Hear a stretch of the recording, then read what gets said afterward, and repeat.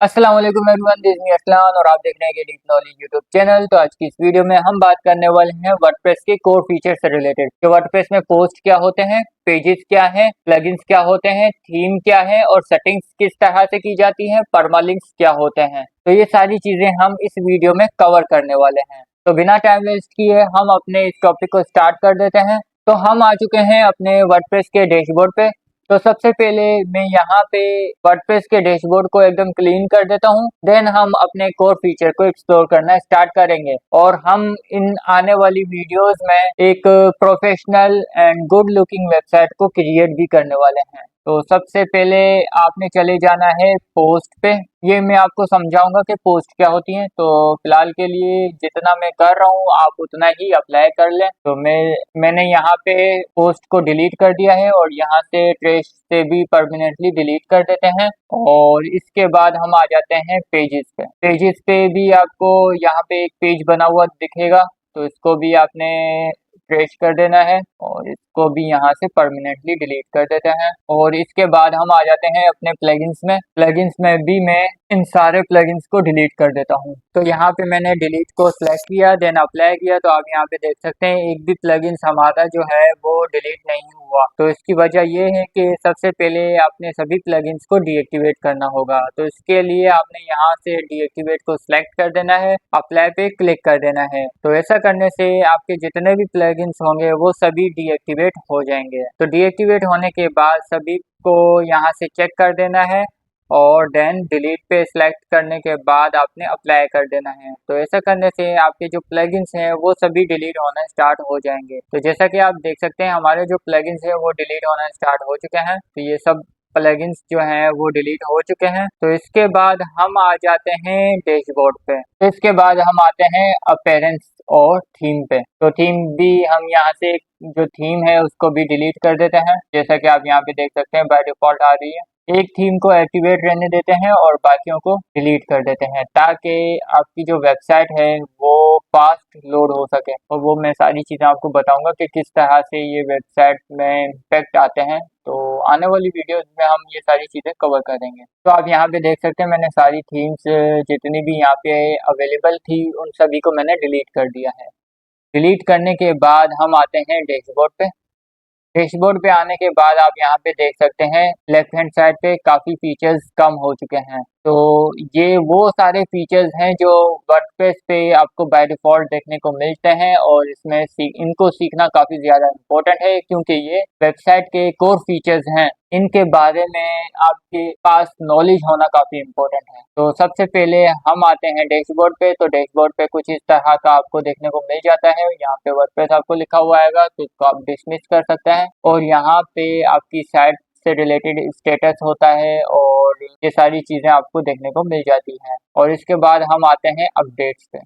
Updates में आपको यहाँ पे वर्डप्रेस का करंट वर्जन देखने को मिल जाता है कि आपके वर्डप्रेस पे करंट वर्जन क्या चल रहा है। और इसके अलावा आपको यहाँ पे प्लगइन्स के बारे में थोड़ी डिटेल मिल जाती है कि प्लगइन्स स्टेटस क्या है या कोई प्लगइन को अपडेट की कोई ज़रूरत होती है तो वो सारी चीज़ें आपको यहाँ पे देखने को मिल जाती है। और इसके अलावा अगर थीम में कोई अपडेट आता है तो वो भी आपको यहाँ पे शो होता है। तो इसके बाद हम यहाँ पे पोस्ट पे क्लिक कर देते हैं। तो पोस्ट पे क्लिक करने के बाद आपको यहाँ पे 4 ऑप्शन देखने को मिल जाते हैं, all post, add post, categories, tag. तो सबसे पहले बात करते हैं ऑल पोस्ट पे। तो ऑल पोस्ट पे क्लिक किया।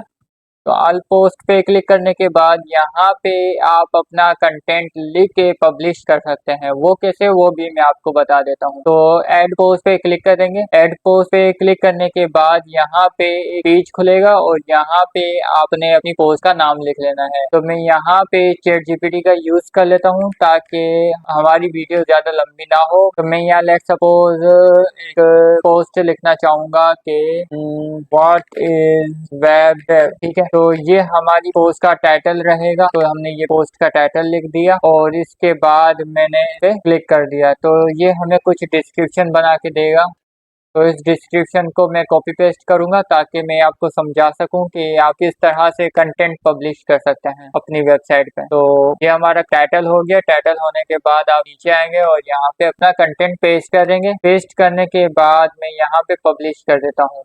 पब्लिश करने के बाद व्यू पोस्ट पे मैं क्लिक कर देता हूँ। व्यू पोस्ट पे जैसे ही मैंने क्लिक किया तो यहाँ पे जो हमारी पोस्ट है वो क्रिएट हो चुकी है, व्हाट इज वेब डेव, ठीक है। और ये जो हमने चैट जीपीटी से कंटेंट लिखवाया था वो सब यहाँ पे आ चुका है। तो इस तरह से आप अपनी जो पोस्ट है वो क्रिएट कर सकते हैं और अपनी ब्लॉगिंग की जर्नी को स्टार्ट कर सकते हैं।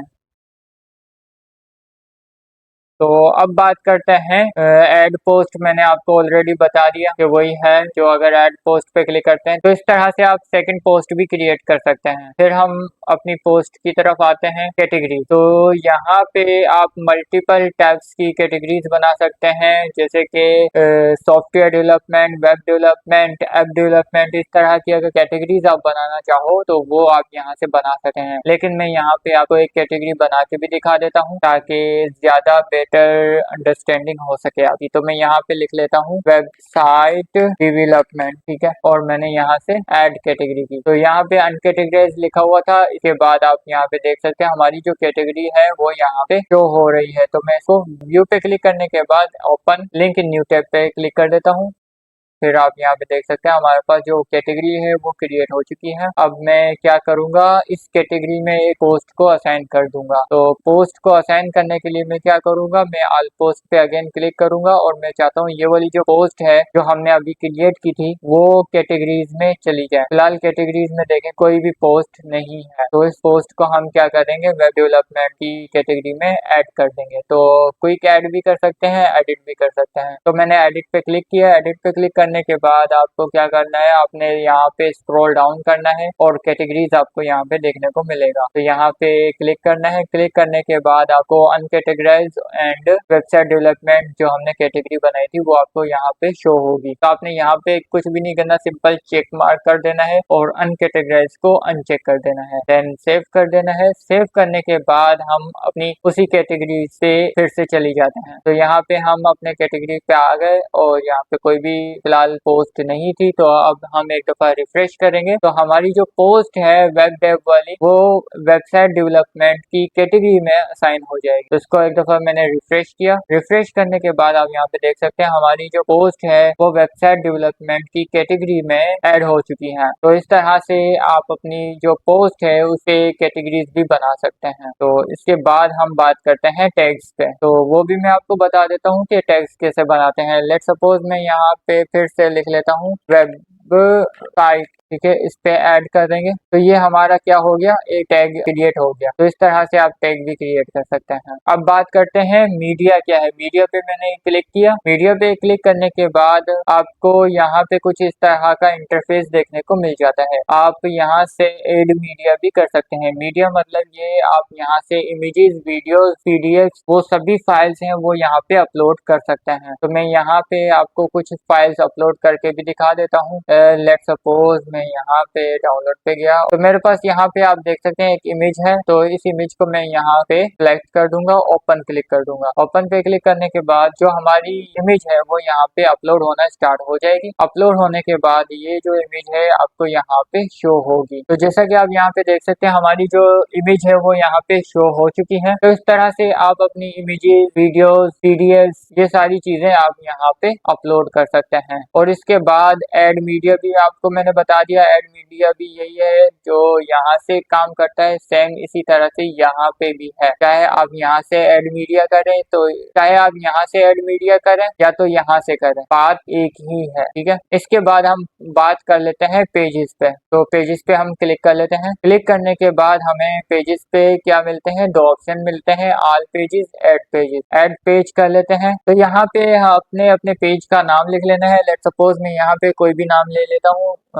सॉफ्टवेयर डेवलपमेंट, ठीक है, डेवलपमेंट। तो इस तरह से मैंने क्या किया, एक पेज बना दिया। और पेज बनाने के बाद तो मैं जल्दी से चैट जीपीटी से कंटेंट लिखवा लेता हूँ। तो यहाँ पे से हम एक अच्छा सा कंटेंट लिखवा लेते हैं चैट जीपीटी से। तो मैं तो क्या करूँगा, कॉपी करूँगा। कॉपी करने के बाद मैं यहाँ पे पेज पे फिर से आऊंगा और यहाँ पे पेस्ट कर दूंगा। तो पेस्ट करने के बाद क्या करूँगा, मैं पब्लिश पे क्लिक कर देता हूँ। तो हमारे पेज का जो कंटेंट है वो पब्लिश हो चुका है। इसको व्यू कर लेते हैं।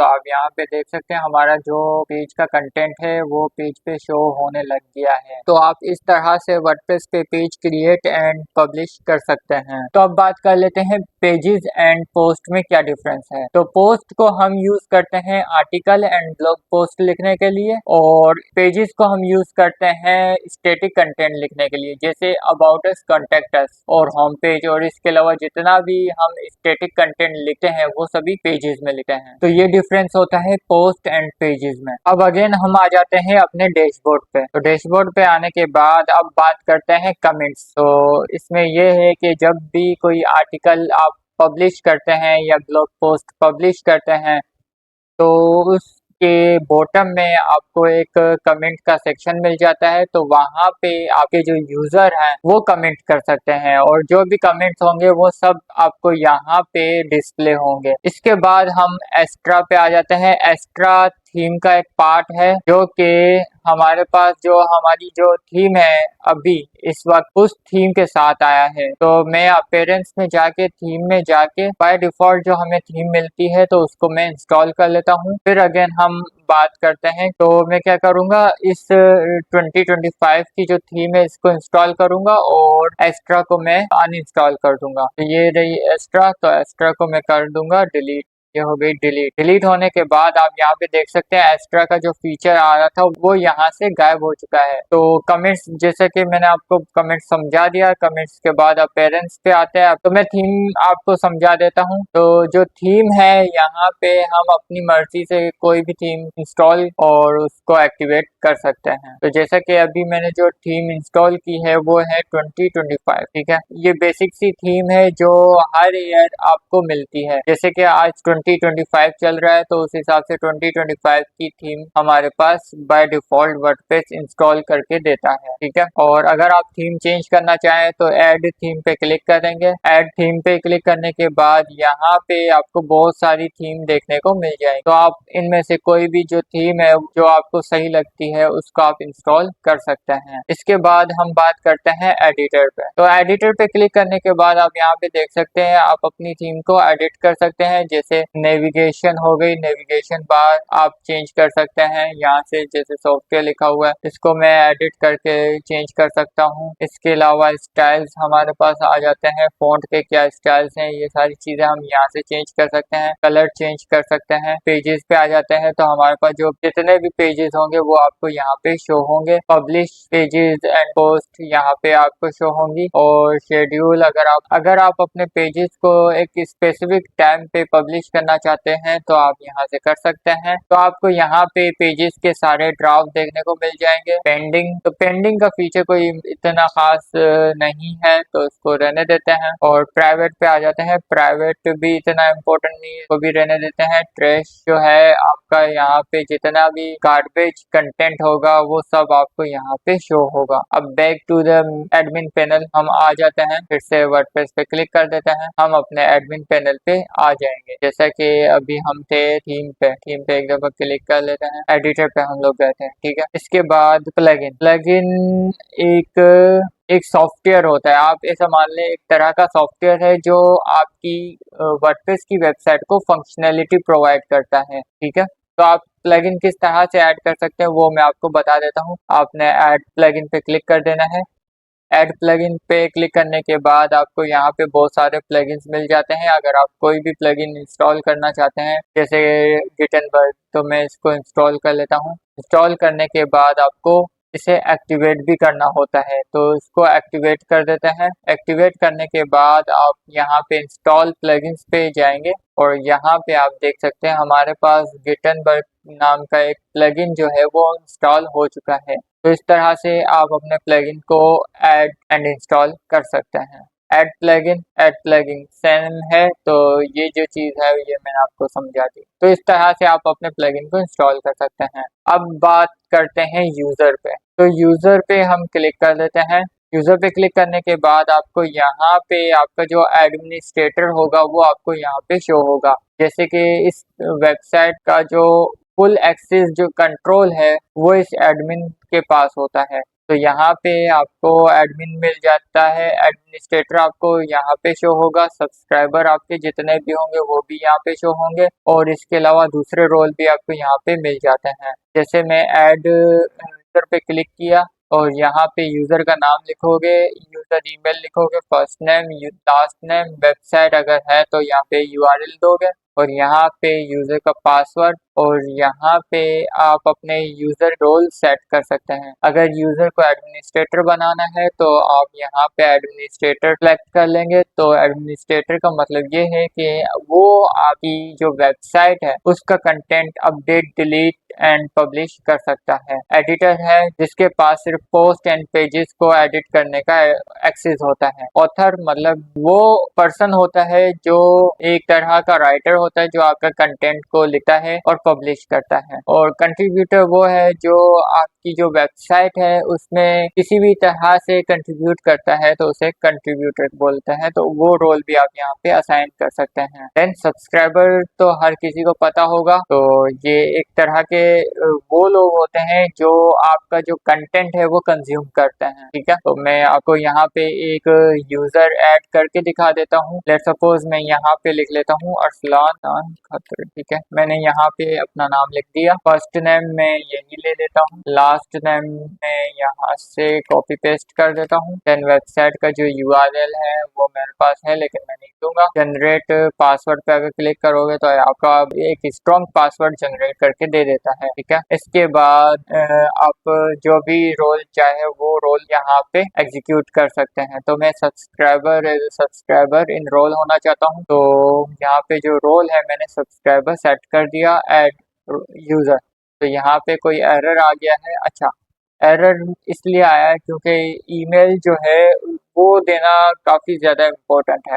ठीक है, तो यहाँ पे मैं अपनी ईमेल लिख लेता हूँ। ठीक है, यहाँ पे मैंने ईमेल डाल दी और देन ऐड यूज़र पे क्लिक कर दिया। जैसे ही ऐड यूज़र पे क्लिक करते हैं तो आपका जो यूज़र है वो यहाँ पे क्रिएट हो जाता है। तो आप यहाँ पे देख सकते हैं हमारे पास जो यूज़र है वो क्रिएट हो चुका है, अरसलान खत्री। ये ईमेल है और ये सब्सक्राइबर है। तो इस तरह से आप यूज़र ऐड कर सकते हैं। ठीक है, और इसके बाद हम बात करते हैं आल यूज़र में जितने भी यूज़र अवेलेबल होंगे वो आपको यहाँ पे शो होंगे। ऐड यूज़र पे आप न्यू यूज़र ऐड कर सकते हैं। प्रोफाइल पे क्लिक कर देता है। प्रोफाइल ये वो वाली प्रोफाइल है जो आप यहाँ पे देख रहे हैं, आप यहाँ पे नज़र आ रहा होगा आपको, ये एडमिनिस्ट्रेटर की प्रोफाइल होती है। तो उसको भी आप अपनी तरीके से सेटअप कर सकते हैं। तो इसके बाद हम बात करते हैं टूल्स पे। तो टूल्स पे एक दफ़ा क्लिक कर देता हूँ। तो क्लिक करने के बाद यहाँ पे जितने भी टूल्स अवेलेबल होंगे वो यहाँ पे आपको शो होंगे। ठीक है, तो फिलहाल कैटेगरी एंड टेक्स्ट कन्वर्टर इस तरह का कोई टूल है वो यहाँ पे शो हो रहा है। तो अवेलेबल टूल्स आपको यहाँ पे शो होंगे। इंपोर्ट पे क्लिक करते हैं। इंपोर्ट पे आपको यहाँ पे कुछ प्लगइन्स मिल जाते हैं जिनका यूज करके आप अपनी पोस्ट, टेम्पलेट और प्लगइन्स और वेबसाइट की सेटिंग्स इंपोर्ट कर सकते हैं। और अब बात करते हैं एक्सपोर्ट पे। तो एक्सपोर्ट पे आप all content, post, pages, media,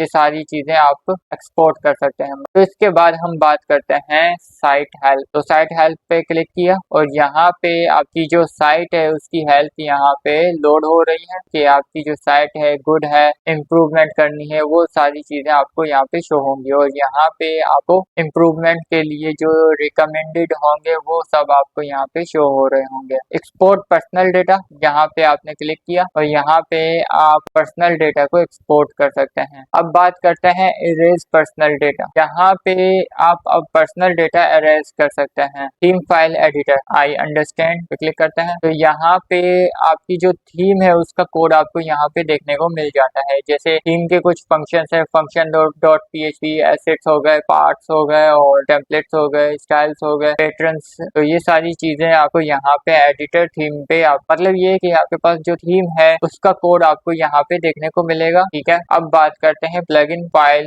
editor. तो इस पे क्लिक कर देते हैं। इस पे क्लिक करने के बाद आई अंडरस्टैंड और यहाँ पे आप अपने प्लगइन्स की फाइल को एडिट कर सकते हैं। अब आते हैं मेन सेटिंग्स पे। तो सेटिंग्स पे आप क्लिक करोगे। सेटिंग्स पे क्लिक करने के बाद बाय डिफॉल्ट यहाँ पे जनरल सेटिंग ओपन हो जाती है। तो जनरल सेटिंग में हम क्या करेंगे, यहाँ पे आप देख सकते हैं साइट टाइटल। आप यहाँ पे अपनी साइट का टाइटल लिख सकते हैं, जैसे टेक्नोलॉजी, ये हमारी साइट का टाइटल हो गया। दिया। टैगलाइन भी हम ये लिख लेते हैं, ठीक है। तो यहाँ से आप साइट आइकन ऐड कर सकते हैं। तो चूज आ साइट आइकन पे क्लिक किया, सिलेक्ट फाइल पे क्लिक कर देंगे, देन हम यहाँ पे अपना जो आइकन है वो सिलेक्ट कर सकते हैं। तो मैं यहाँ पे लिख लेता हूँ एक डीप नॉलेज है, तो मैंने ऐड किया और यहाँ पे जो है हमारी जो साइट है उसका आइकन आ गया है। साइट आइकन पे क्लिक किया और यहाँ पे इमेज पे क्लिक किया, ठीक है। तो इस तरह से आप साइट आइकन ऐड कर सकते हैं। इसके बाद आपकी वेबसाइट का यूआरएल और साइट यूआरएल आपको यहाँ से मिल जाएगा। एडमिनिस्ट्रेशन की जो ईमेल है वो यहाँ पे आपको देखने को मिलेगी। आप यहाँ से टाइम का फॉर्मेट और डेट का फॉर्मेट क्या रखना है उस हिसाब से आप चेंज कर सकते हैं। तो मैं इसको चेंज नहीं करता, इसको सेव चेंजेस पे क्लिक कर देता हूँ। ऐसा करने से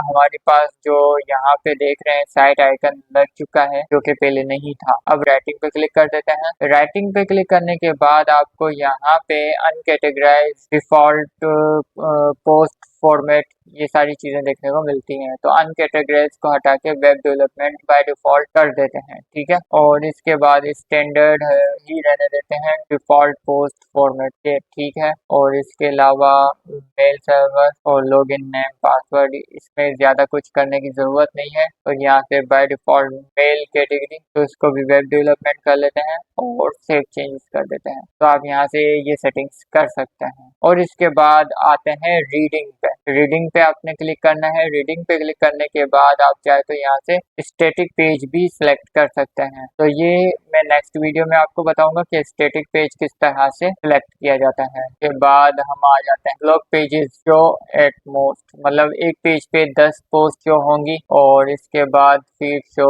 मोस्ट रिसेंट को रहने देते हैं। और ईच पोस्ट इन फीड इंक्लूड, ये इसी को ऐसे ही रहने देते हैं, कोई चेंज करने की जरूरत नहीं है। लेकिन यहाँ पे जो है ना सर्च इंजन विजिबिलिटी, अगर आपने यहाँ पे इसको चेक मार्क कर दिया तो सर्च इंजन जो है वो आपकी वेबसाइट को क्रॉल नहीं कर सकेगा। तो इसको अनचेक ही रहने दो, देन सेव चेंजेस। इसके बाद हम बात करते हैं डिस्कशन। डिस्कशन पे आ जाते हैं। डिस्कशन में आपको attempt to notify any blog link to form post, तो ये सारी चीजें डिफॉल्ट पोस्ट सेटिंग मिल जाती हैं। अदर कमेंट सेटिंग्स मिल जाती हैं कि अगर जो बंदा है वो कमेंट किस तरह से कर सकता है, अगर वो रजिस्टर हो तब कमेंट कर सकता है या विदाउट रजिस्टर्ड भी कमेंट कर सकता है। तो वो सारी चीजें आप यहाँ से सेट कर सकते हैं। तो ये आप पढ़ लेना तो आपको वैसे ही इजीली समझ आ जाएगा। जो जो मुझे चीज जरूरी लगती है वो मैं आपको इन डेप्थ समझा दूंगा, ठीक है। कमेंट पेनिगेशन, तो ये भी इतना खास कोई इम्पोर्टेंट नहीं है। ईमेल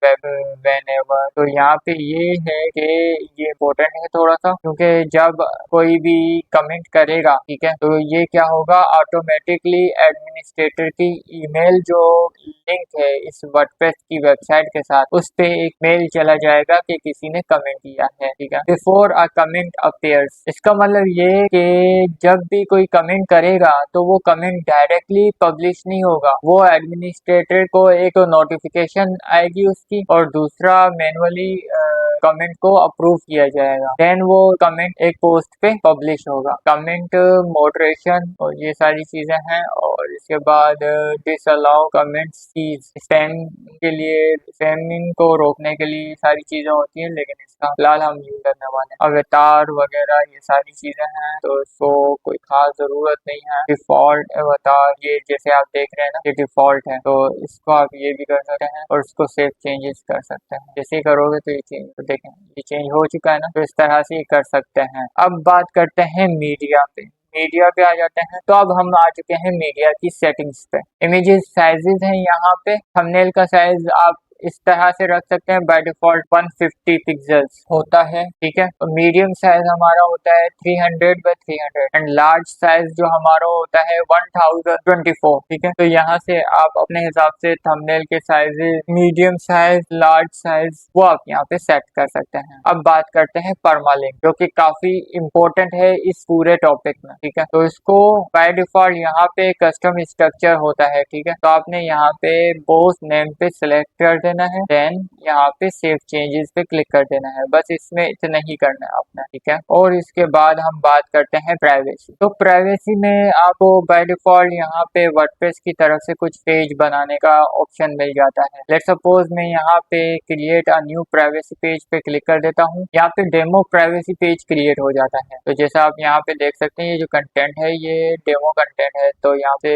मैं इसको पब्लिश भी कर देता हूँ। तो ये हमारा जो पेज है वो पब्लिश हो चुका है। अब अगेन हम अपनी वर्डप्रेस की वेबसाइट पे चले जाते हैं। तो आप यहाँ पे देख सकते हैं पेजेस में प्राइवेसी पॉलिसी एक पेज आ चुका है। अब फिर से हम अपनी सेटिंग्स एंड प्राइवेसी पे आ जाते हैं और यहाँ से देख सकते हैं प्राइवेसी पॉलिसी बाय डिफॉल्ट इसने सिलेक्ट कर लिया है। तो ये एक तरह की टर्म्स एंड कंडीशन के लिए काफी ज्यादा इंपॉर्टेंट है। पॉलिसी गाइड अगर आप चाहें तो यहाँ से क्लिक कर देंगे और पॉलिसी गाइड आप यहाँ से पढ़ सकते हैं।